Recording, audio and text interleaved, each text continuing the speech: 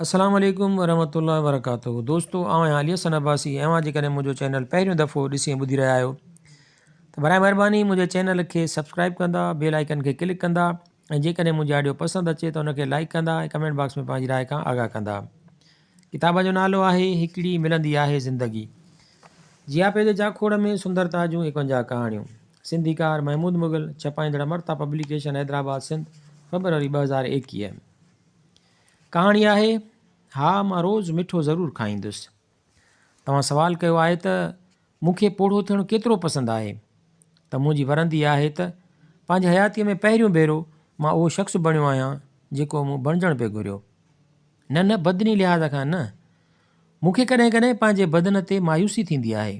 गुंज, सुजियल अखियूं ऐं उन्हनि जे हेठां लड़कंदड़ चमड़ी। कॾहिं कॾहिं त मां आईने में नज़र ईंदड़ कुराड़े खे ॾिसी पोइते थी वेंदो आहियां, पर बहरहाल उन्हनि शयुनि बाबति मूंखे का घणी फ़िक्रात नाहे थींदी। मां हाणे उहो बणिजी वियो आहियां जेको मूं बणिजणु पियो घुरियो। मां पंहिंजनि हैरत अंगेज़ दोस्तनि खे, पंहिंजे बहितरीनु हयातीअ खे ऐं पंहिंजे मुहबत कंदड़ कुटुंब खे कारनि वारनि या सिधे पेट सां मटाइणु नथो घुरां। मुंहिंजी उमिरि जीअं जीअं वधी आहे तीअं तीअं मां पंहिंजो पाण ते तनक़ीद घटि करणु लॻो आहियां, या खणी ईअं चवां त वधीक महिरबानी थी वियो आहियां। मां पंहिंजो दोस्त पाण बणिजी वियो आहियां। हाणे मां कंहिं इज़ाफ़ी बिस्कुट खाइण ते पाण खे छिंभींदो न आहियां, या वरी जे मुंहिंजो बिस्तरो फ़ज़ीलत में ठहियलु नाहे हूंदो त बि मां को घणो बिगाड़ न आहियां कंदो। न ई वरी कंहिं अजाई शइ जे ओचितो ख़रीद करण खां पोइ उन जे अजाए हुअण ते घणी देरि मग़ज़मारी कंदो आहियां। मूंखे लॻंदो आहे त मूंखे वधीक खाइणु, बेतरतीब रहणु ऐं लापरवाह रहण जो पूरो हक़ हासिलु थी चुको आहे। मां पंहिंजा केतिरा ई महबूब दोस्त वक़्त खां अॻे दुनिया छॾींदे ॾिठा आहिनि ऐं हुननि उहा दुनिया उहो सभु ॼाणण खां अॻु ई छॾी त असुलु आज़ादी छा हूंदी आहे, जेका वधंदड़ उमिरि सां हासिलु थींदी आहे। कंहिंजो छा थो वञे जे मां सुबुह जो 4 वॻे ताईं जाॻां या वेही किताबु पढ़ां ऐं 2 पहरनि ताईं सुतल हुजां।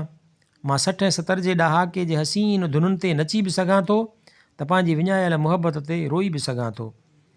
हाणे हिकु कुराड़ीअ चमड़ीअ ऐं वॾे पेट सां चढो पाए जॾहिं मां सामूंडी लहरुनि सां खेॾां थो त स्मार्ट नौजवान मूं ॾे निहारीनि था ऐं संदनि अखियुनि में ॼणो ॾुखु भरियलु हुजे।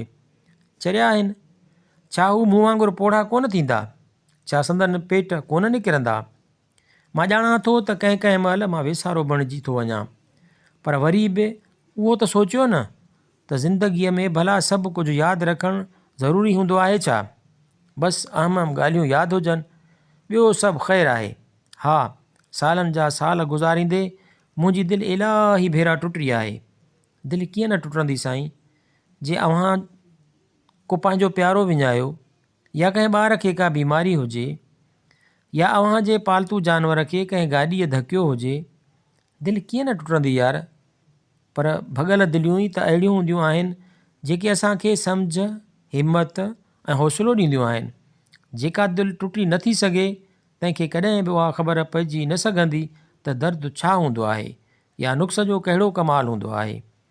मां केॾो न अहसानमंद आहियां जो एतिरो जियो आहियां, जो मुंहिंजा कारा वार अछनि में तब्दील थिया आहिनि ऐं मुंहिंजी जवानीअ जा टहक मुंहिंजे मुंहं ते ठहियल लकीरुनि में भरिजी विया आहिनि।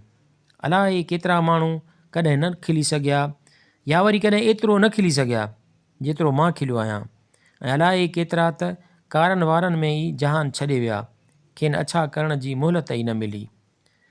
मां न चई सघां थो ऐं उन जो चवणु सम्झां थो। मां हा बि चई सघां थो ऐं उन जो बि चवणु सम्झां थो। तव्हां जीअं जीअं पोढ़ा थींदा वेंदा आहियो तीअं तीअं मुस्बत थींदा आहियो।